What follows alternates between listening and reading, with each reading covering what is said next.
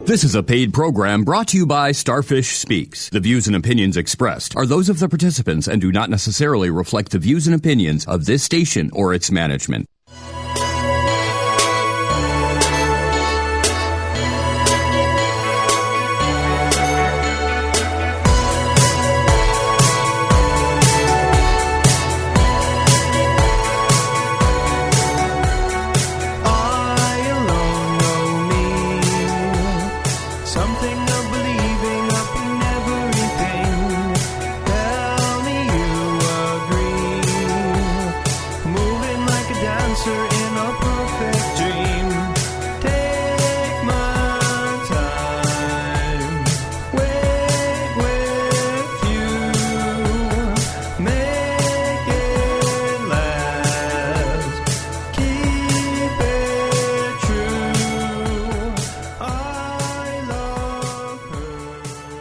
Welcome to STARFISH Speaks on WERE 1490.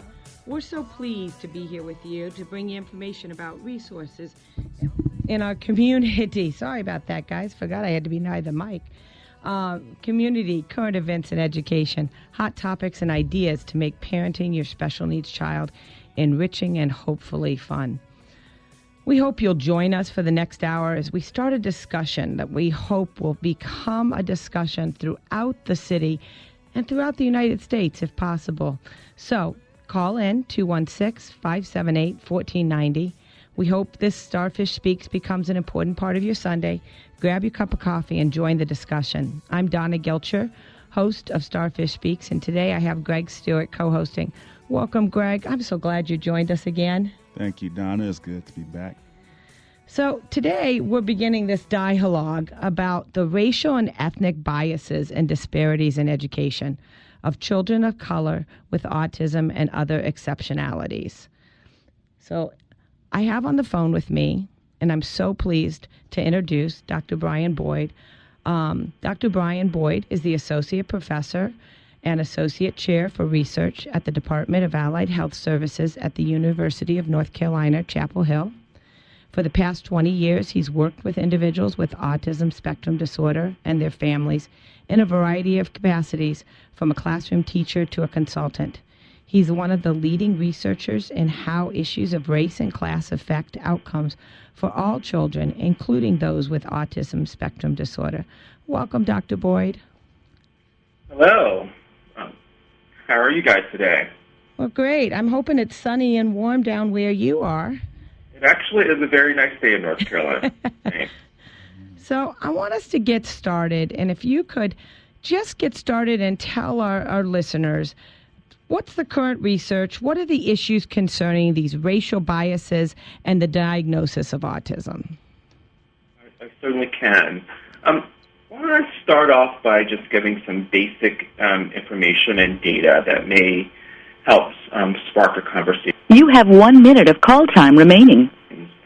So let's just start off with some numbers about what we know around racial ethnic disparities in special education. So the latest information we have is from a 2016 report that was put out by the U.S. Department of Education. So it was their updated civil rights report.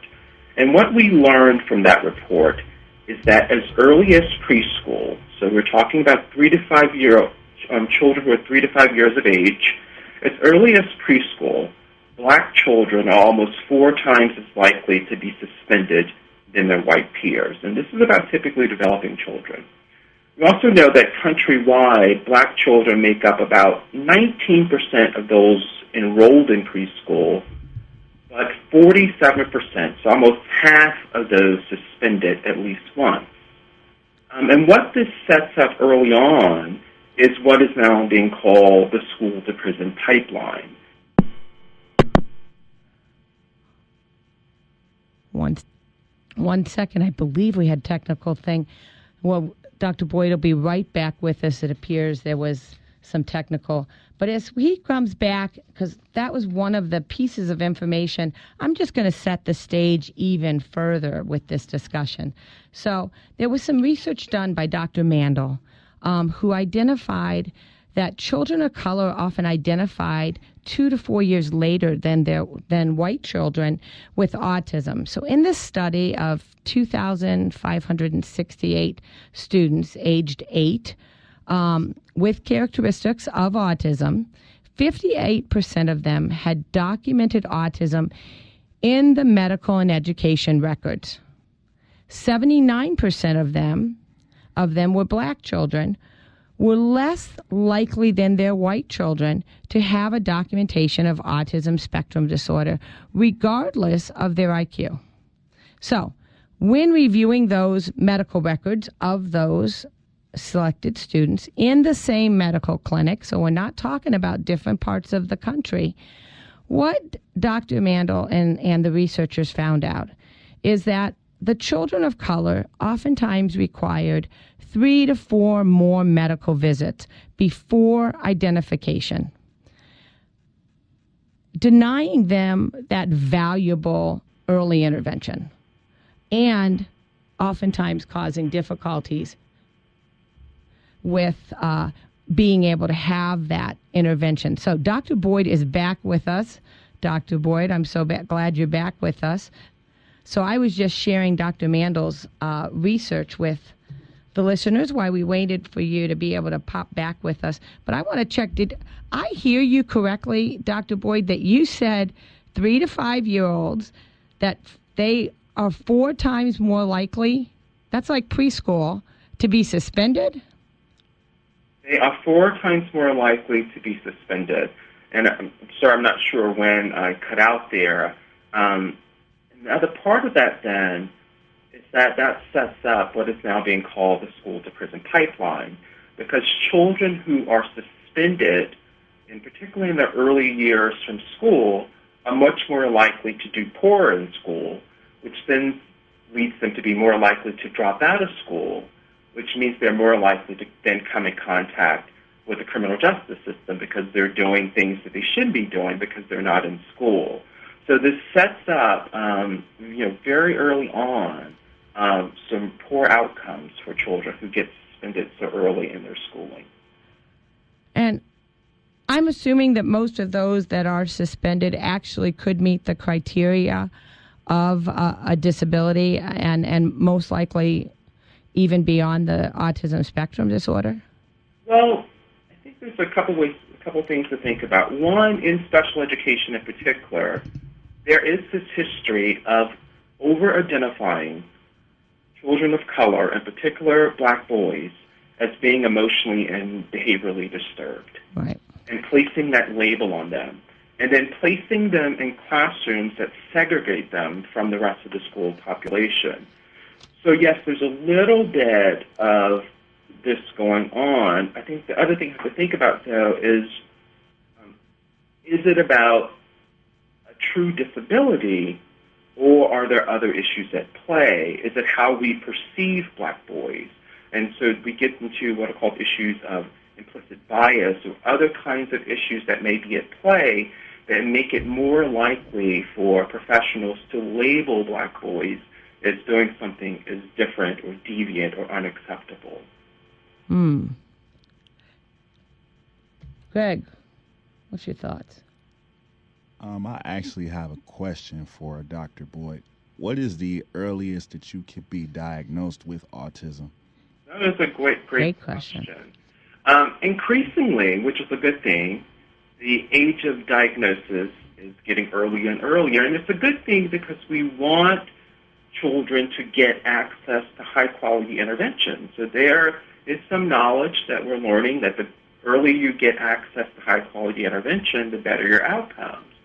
So right now we talk about the age of 2 as being an age at which we can diagnose a child and be pretty certain that they're going to have autism, go on to develop autism, or that they have autism.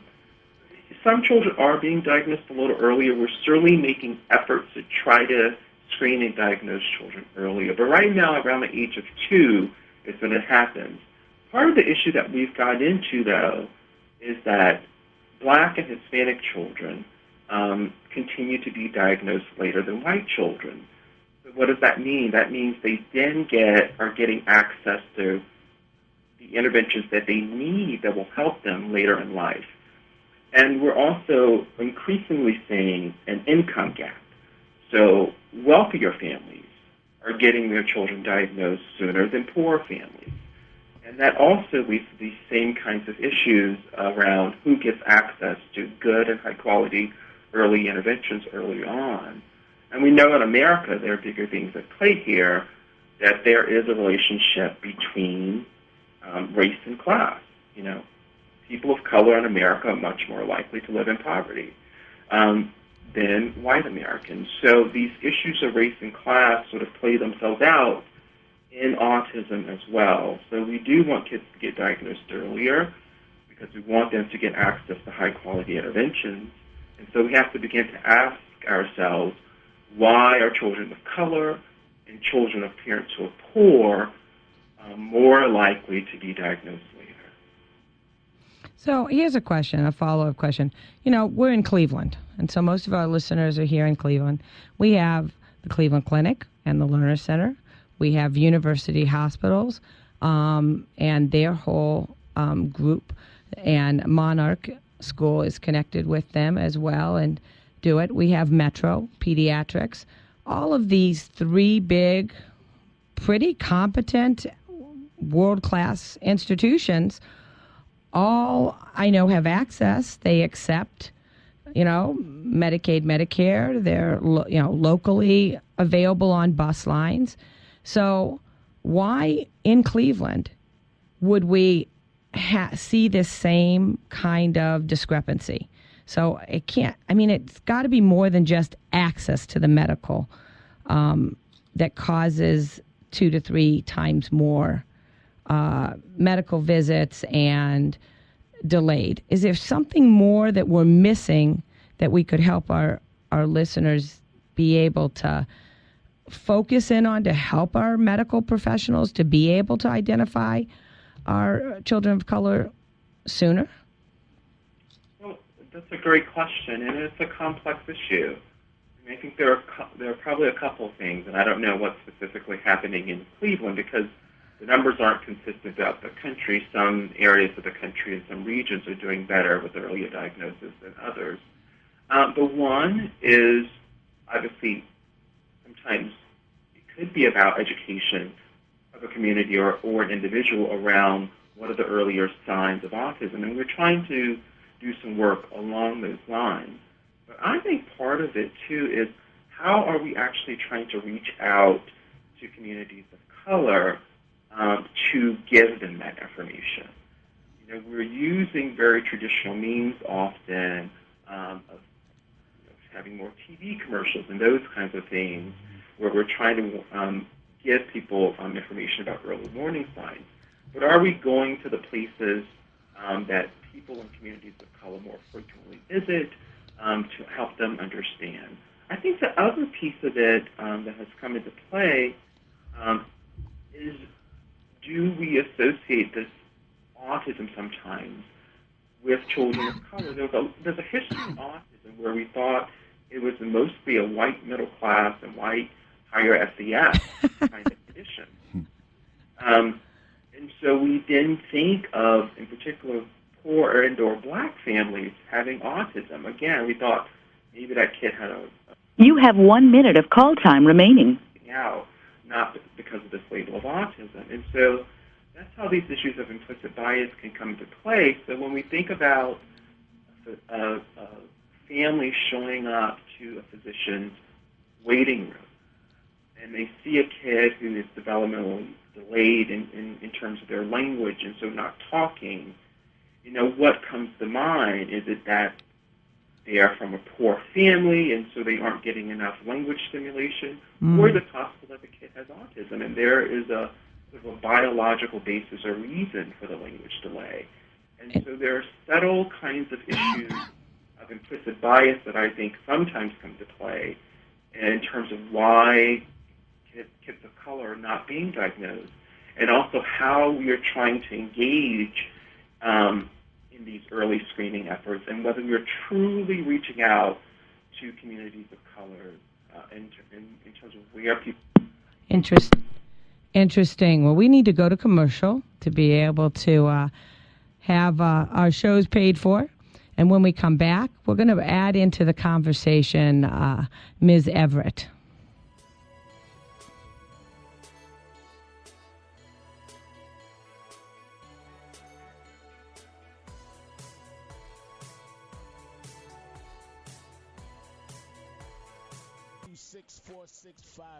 Or go online to www.nationalactionnetwork.net and become a part of the action.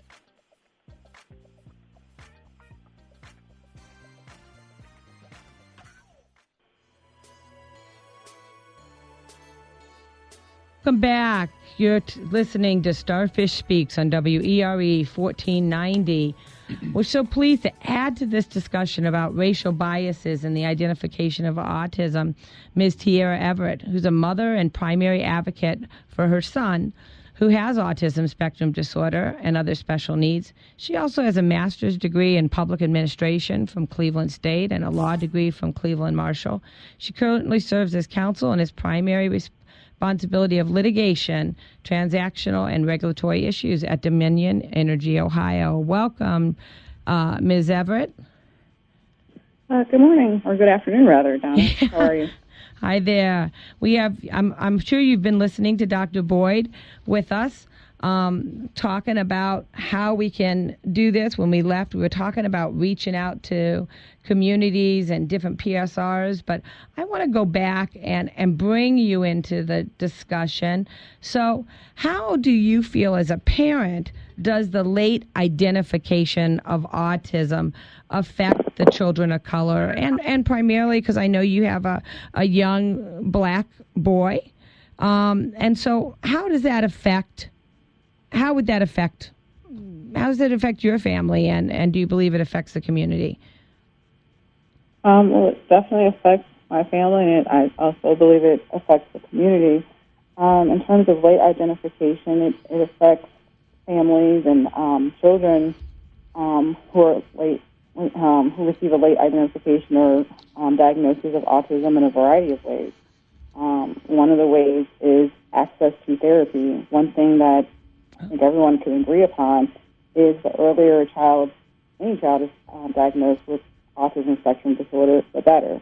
And that's because you have early access to intervention and treatment that can ultimately affect that outcome and quality of life. So if you have a group of children that are receiving a late diagnosis, some as late as 7 or 8 years old, they're missing that critical space for therapy. That 3, 4, 5 years can make a world of difference in terms of educational quality of life outcomes. So I think that's one of the big issues that can be addressed or dealt with in earlier identification of children of color who do have autism spectrum disorder. Well, that was Dr. Boyd was just talking about that before we ended up going to break. Dr. Boyd, do you have anything to add to that on the late identification? And I guess it really is. I mean, if you don't have the identification, you can't get the services because of the way the insurance in our medical field works. So the speech, the OT, the PT, all of those specialized ABA services. Yeah, all of those. Absolutely. I think, as Ms. Everette said, and she has a great perspective being the parent, it affects a crucial window of development. Exactly. The early childhood years are really a time for brain growth and development, and so not getting that early diagnosis really does affect children's long-term growth and development. And we're also finding out from some studies that kids who come from poor families, kids with autism who come from poor families are more likely to have worse outcomes. And so why is that? It's really because they can't get access to the same high-quality services that their wealthier counterparts can get access to. So early diagnosis, getting kids during these sensitive periods of development when we can make the most change and really have an effect on long-term development is really critical. And so we really have to keep asking ourselves and honing in on why is it that kids of color continue to be diagnosed later, and why is it that kids from poor families continue to be diagnosed later? And how can we really marshal that knowledge to really make some changes that will be really critical for these children and their families. Yeah. This question is for Tierra or Brian. What do you see as the most crucial concerns for parents and children?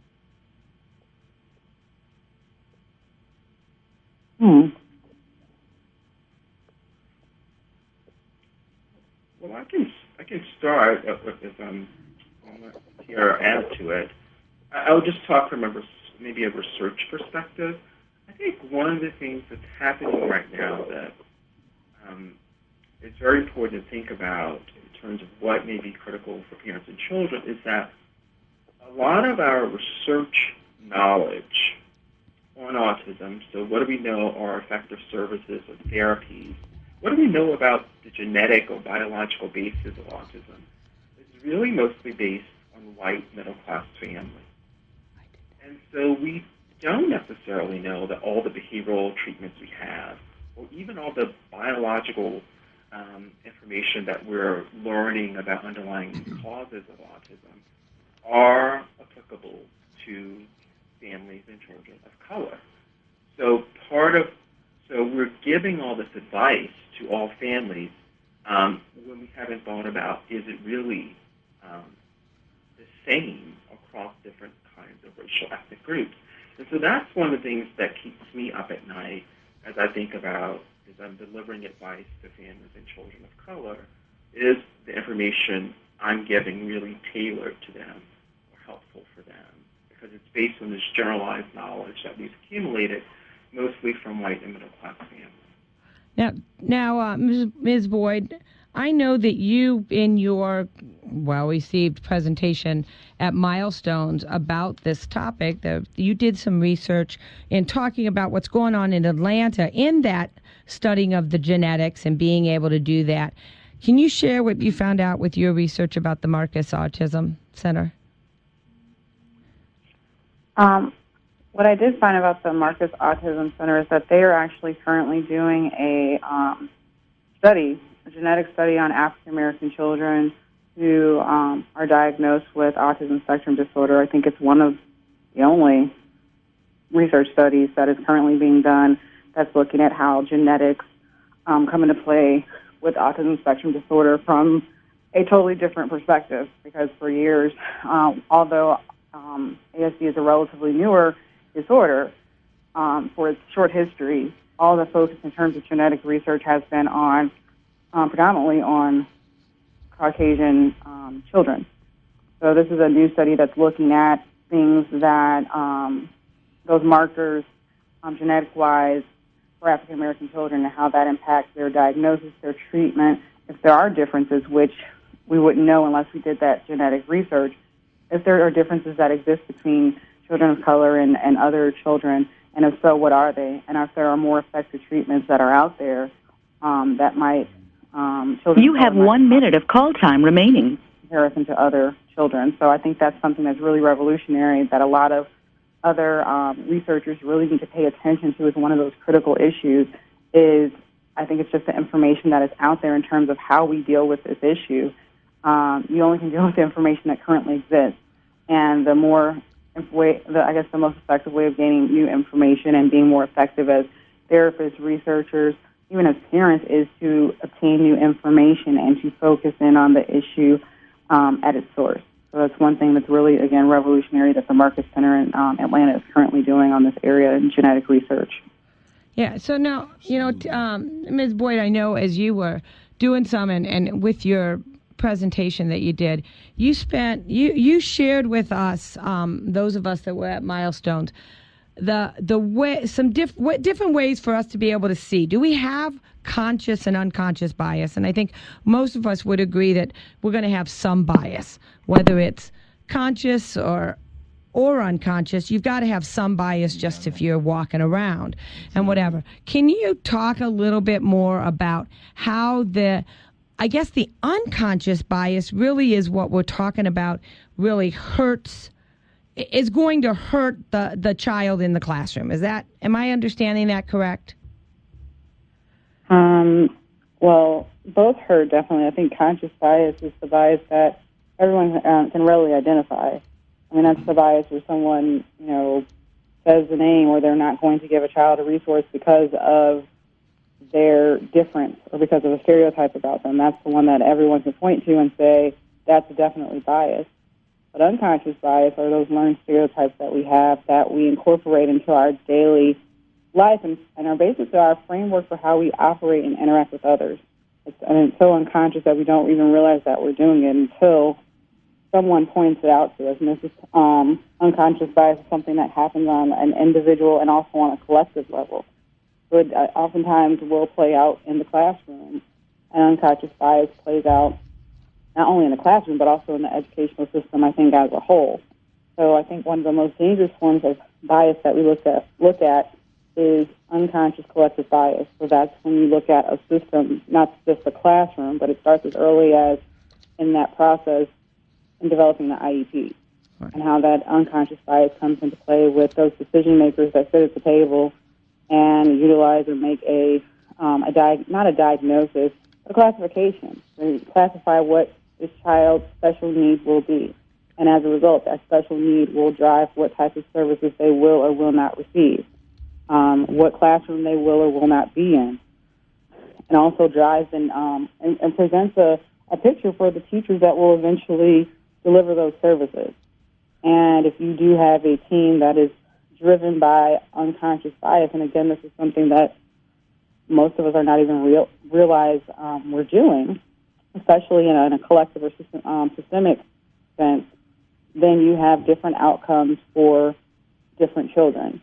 And I think that's where it becomes very dangerous and where we need to be very much aware of how unconscious bias plays out not only in the educational system, but in all of these other institutions which are designed to support and to help our children, again, for these positive life outcomes, which oftentimes I think that's the goal for any parent or for any educator or any therapist, should be those positive or the best life outcome that we can have for any child that is diagnosed with a disorder, with a disability. Wow. Exactly. So, you know what, I want to make sure that we have a call out. Please call in, join the conversation. If you have a question for Ms. Everette or Dr. Boyd or any of us, call in and ask the question, 216-578-1490. So I know, Dr. Boyd, you've done a lot of research in that sort of cultural clash, I guess, and how that unconscious plays out at the table and in the classroom. I know in one of your articles, it was phenomenal for me when I read the fact that oftentimes teachers most likely will contact the Caucasian children in their classroom, and then secondly, the Hispanic parents before contacting the African American or black families.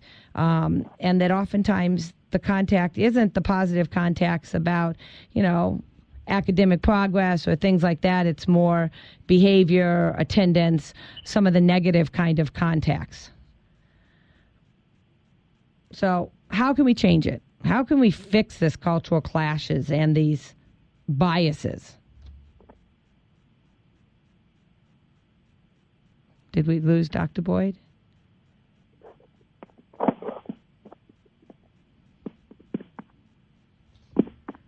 We may have lost Dr. Boyd for a minute. So, Ms. Everette, while we're waiting for Dr. Boyd to join us again, sorry, guys, that we're having some technical difficulties with our phones, but we still want you to give us a call, 216-578-1490. Ms. Everette, can you tell us how your experience at the IEP table has been? Sure. My experience at the IEP table has been a journey. It's been a process. I've been through the IEP process probably over at least a dozen plus times since my child was 4 years old. I think initially going through the process, it was, I think for any parent, it's scary. You don't know much about the system in terms of how IEP works, what services your child should receive, or even if those services will be effective. And I think as I've gone through the process with an advocate, and also on my own, just really researching IEPs, what my child's rights were, what my rights were as a team member of the IEP team. I think that's empowered me in terms of making the best decisions for my child and also helping to inform the team and guide the team in terms of what is the best decision or what is in the best interest of the child. Because sometimes I've felt in those various IEP meetings that sometimes that's got lost. Right. In terms of doing what's in the best interest of the child as opposed to what's in the best interest of the educator, or what's in the best interest of the school district, or what's in the best interest of what other parents may think due to that child's disability. And I think that's something that's always at play, yeah, at least in my experience, when I've been at the table for these IEP meetings. Yeah. Interesting. All right, so Dr. Boyd, I think you're back on the line with us. We were talking about that cultural clash, but I want to hold out for a minute because I actually think we have a caller online that has a question for us. Hi, welcome to Starfish Speaks. Do you have a question for Dr. Boyd or Ms. Everett or comment?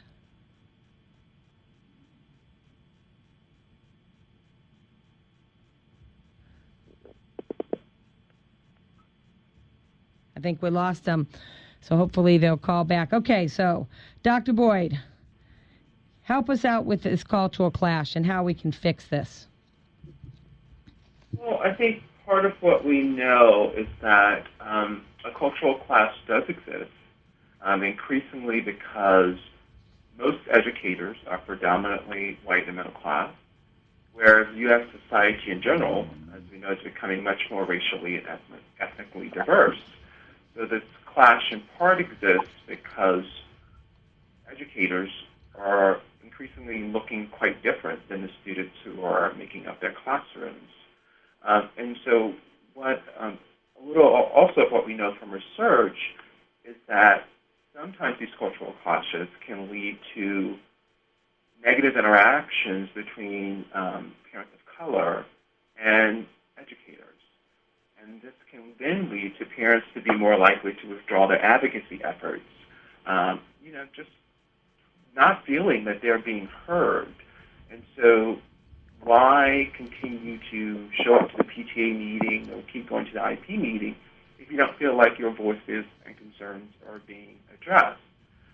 So we have to think about how we can sort of bridge these growing divides, racial and ethnic divides, and really pull in families of color.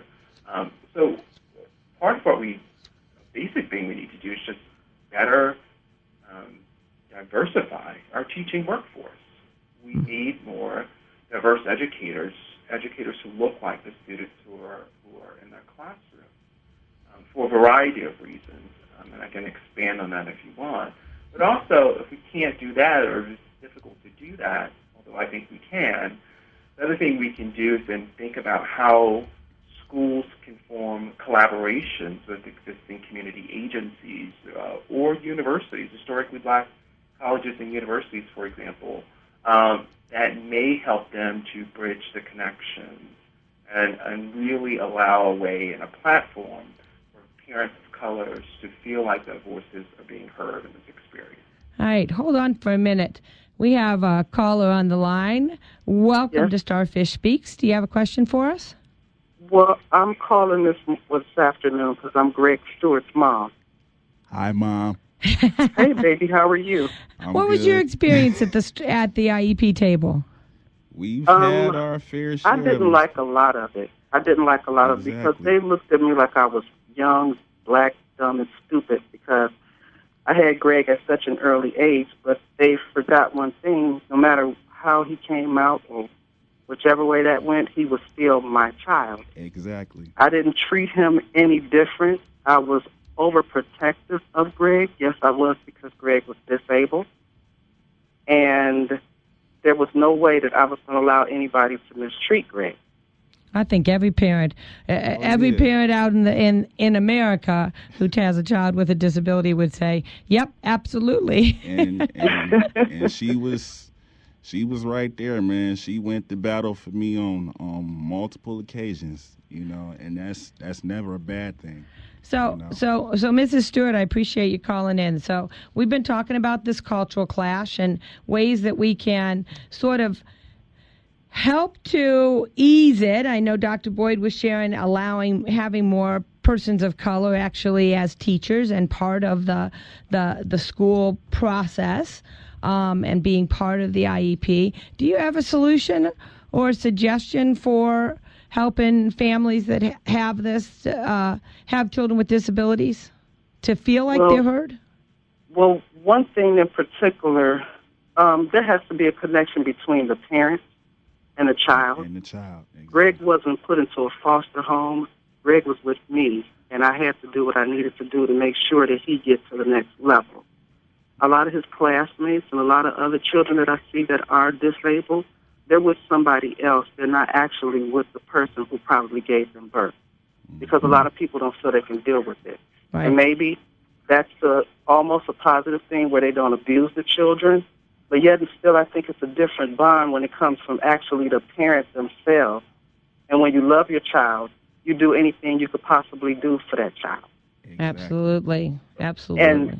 And another thing, too, when it came to time for Greg to go to the next level as far as the 12th grade, one thing I really disapproved of was because I had to fight with Cleveland Public School Board because they kept trying to tell me, well, what they were going to do with Greg was keep Greg with his peers when he were in kindergarten and first grade. And I told him, I said, wait a minute. I said, but he's beyond that. Well, yeah, Mr. We feel that if he stays with his own kind. And I told him, I said, well, what you calling his own kind? Exactly. Well, they felt because if he stayed with the children who were physically challenged, he would be able to grow a little bit more. I told him, no. I said, you have to take them outside their box. And I told him, I can't speak for the other parents. I can only speak for myself. Right. You know what? I think that's one of the things. And I know Tierra, Mrs. Everett had talked about, and I know that Dr. Boyd had talked about it. So let me interrupt you for one quick minute to jump in, because that was one of the things that was in some of the research, and I know that segregated classrooms, that there is a payoff for a segregated classroom. It may be safer, but you don't get the same academic program for that. And so, right. Dr. Boyd, Ms. Everett, what do you feel is the most important for that, and how does a parent choose? How does a parent make that decision to balance that? And Greg, before we end this segment, I want to make sure you tell us how you have made that choice. So, Dr. Boyd, Ms. Everett, what's your thoughts?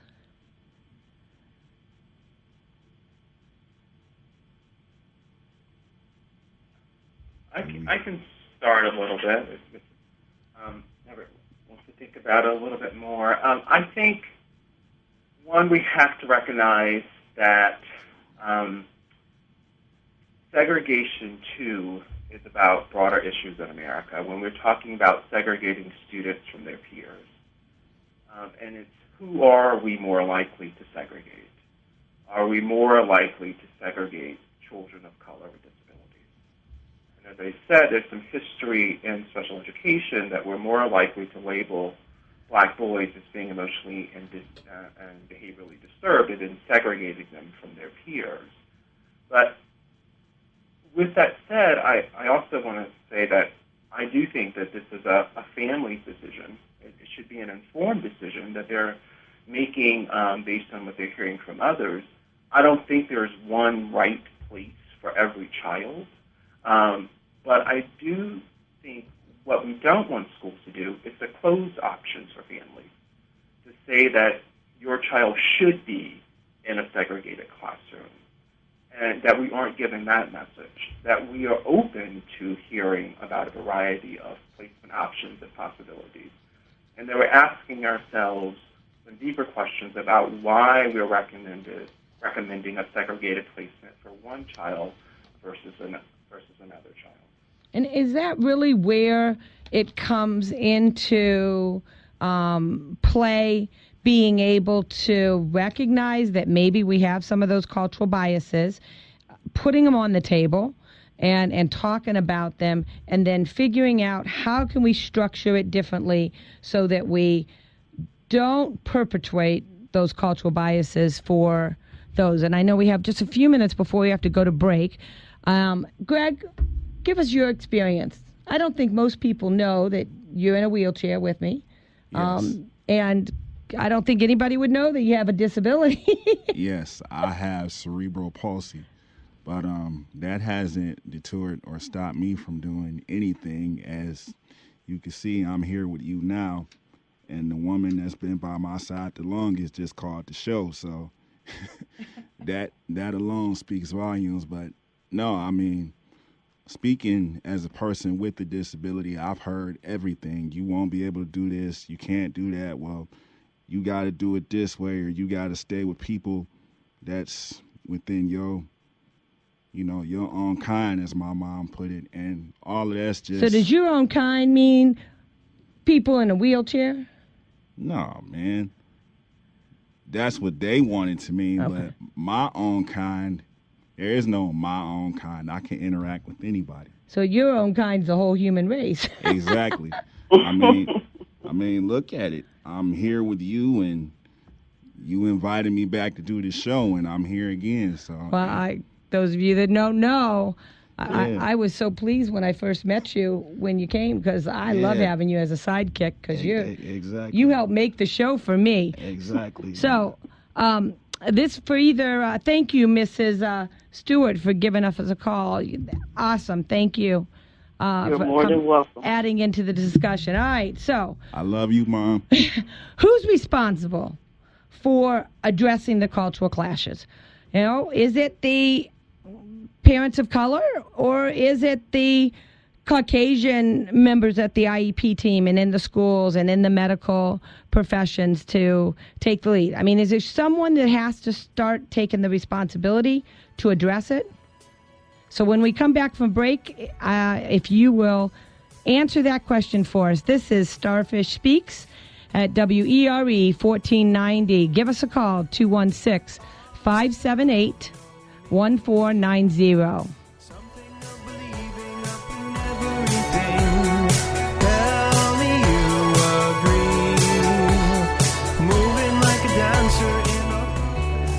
Hello, this is Donna Gilcher of Starfish Speaks. Join us every Sunday, 1 to 2 on WERE 1490 to discuss hot topics in education. We will talk about resources in the community that address the needs of children with disabilities and enhance the lives of parents and much more. So join us every Sunday, 1 to 2 on WERE 1490 for Starfish Speaks. If you have a question, we have answers.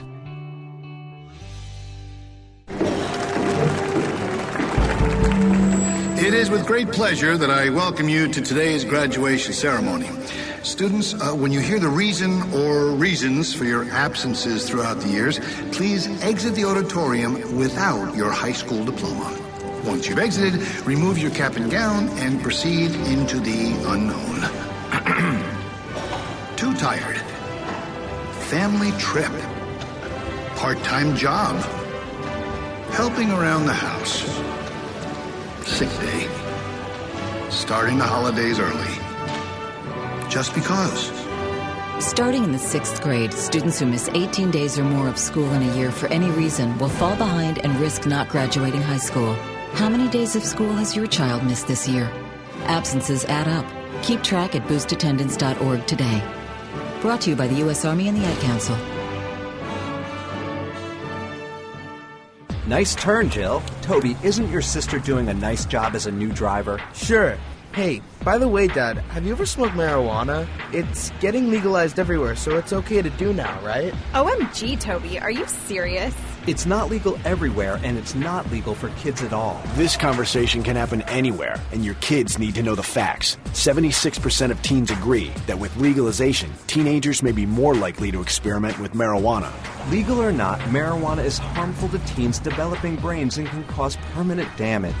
It could also cause heart and respiratory problems. I heard it could lead to using other drugs. 61% of teens agree that teenagers who use marijuana are more likely to try heroin. But marijuana has been around forever. Sure, but the type that's out there now is stronger than when I was younger, so it's really important for you two to be careful. I never thought about that. Well, now's the time to start thinking about it. Now's the time to talk to your kids about substance use.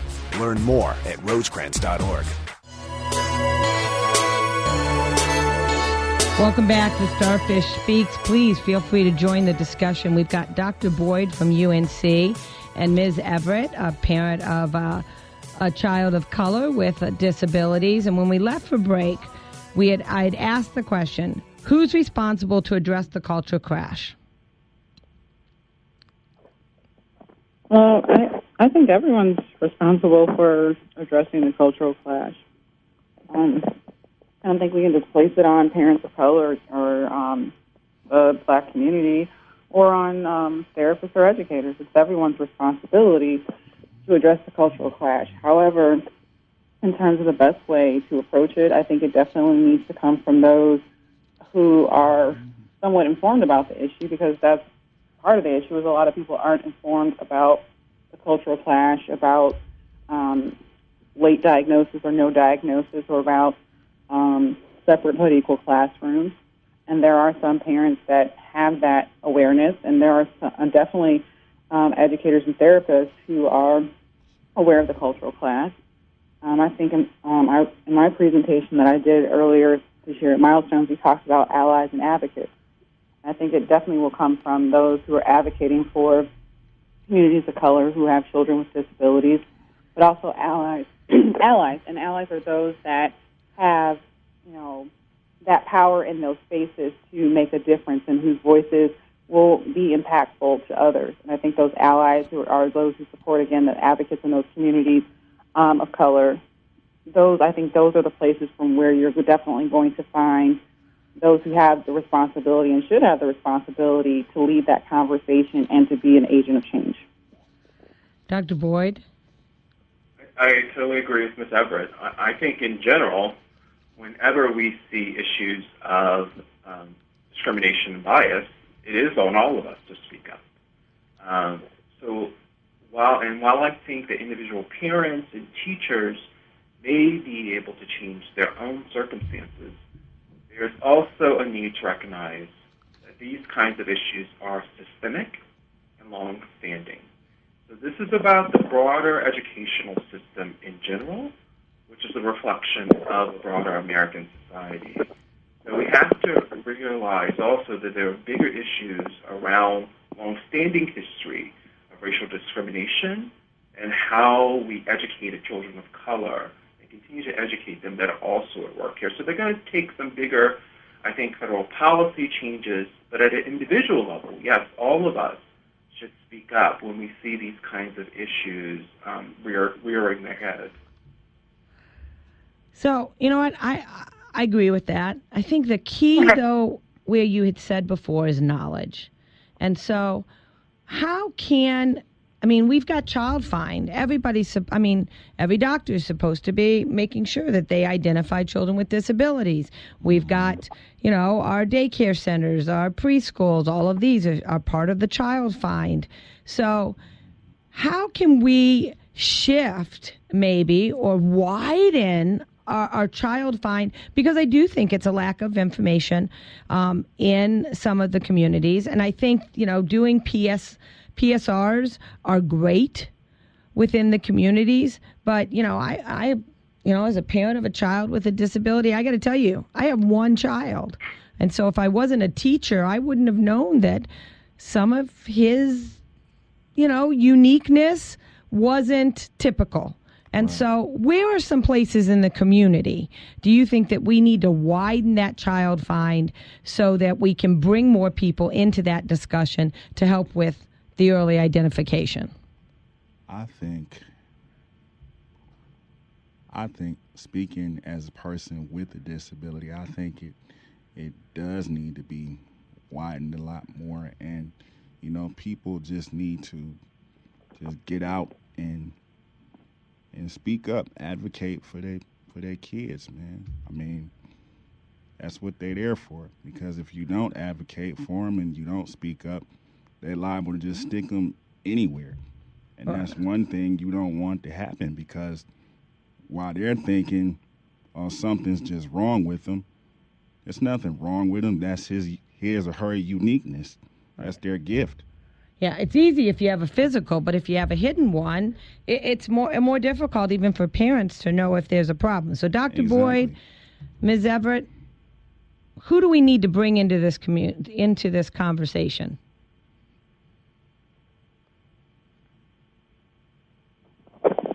I would say the decision makers. And when I mean decision makers, that oftentimes when we have these conversations, it's a case of, quote, preaching to the choir. So we're all in agreement about what the issues are, and even some ideas as to how to begin to solve those issues. And as Dr. Boyd said, these issues didn't begin overnight. I mean, these issues didn't suddenly crop up with the advent of autism spectrum disorder.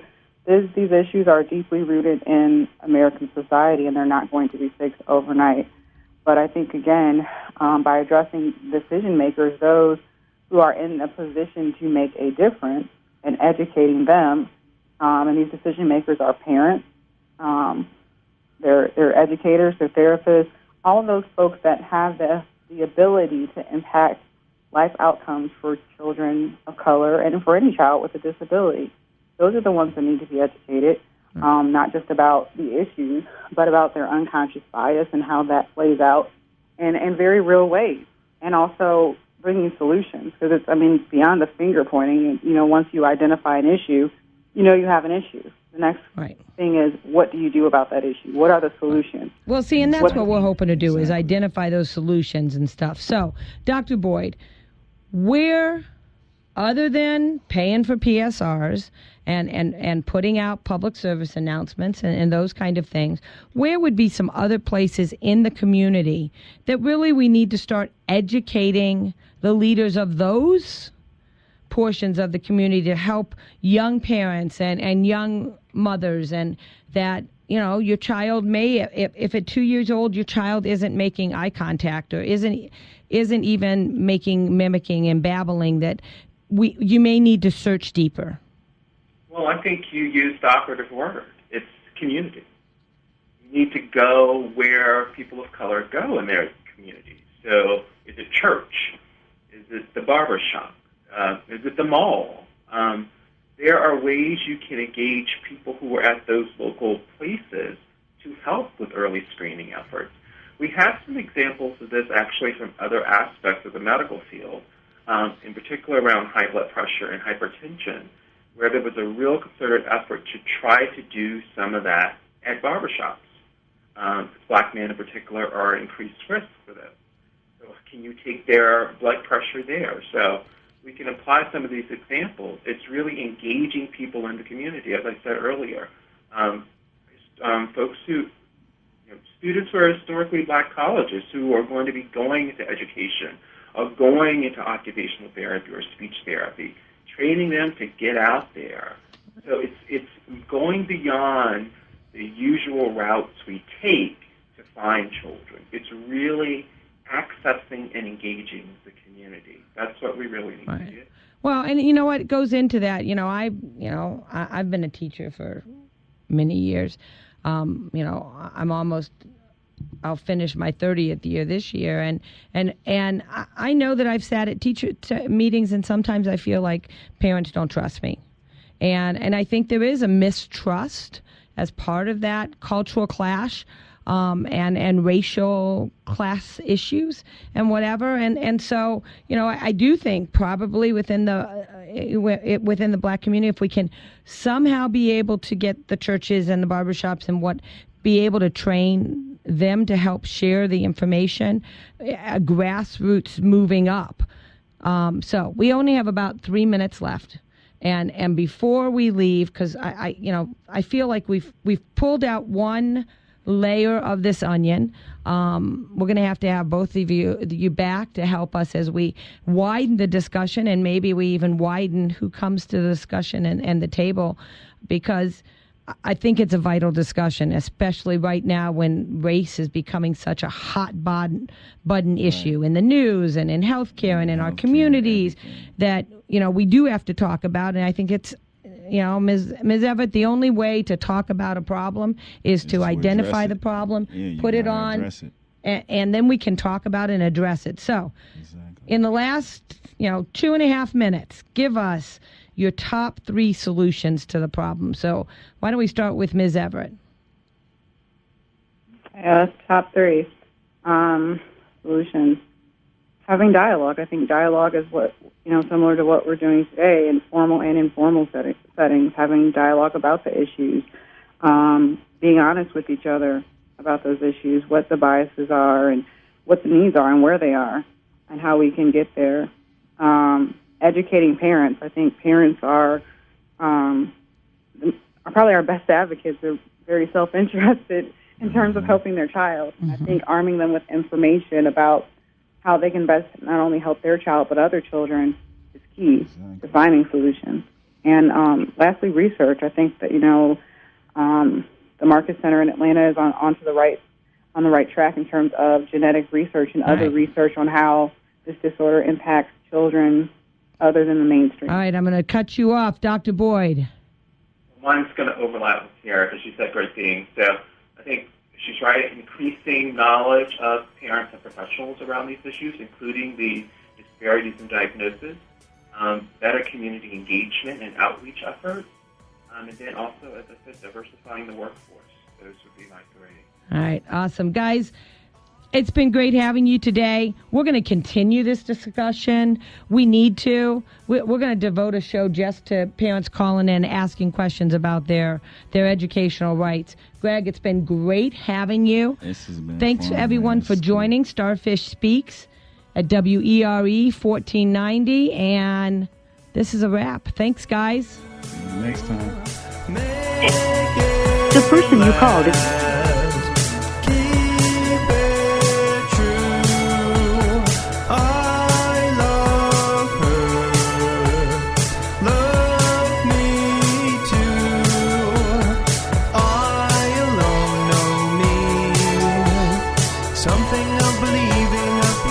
The proceeding was a paid program brought to you by Starfish Speaks. The views and opinions expressed are those of the participants and do not necessarily reflect the views and opinions of this station or its management.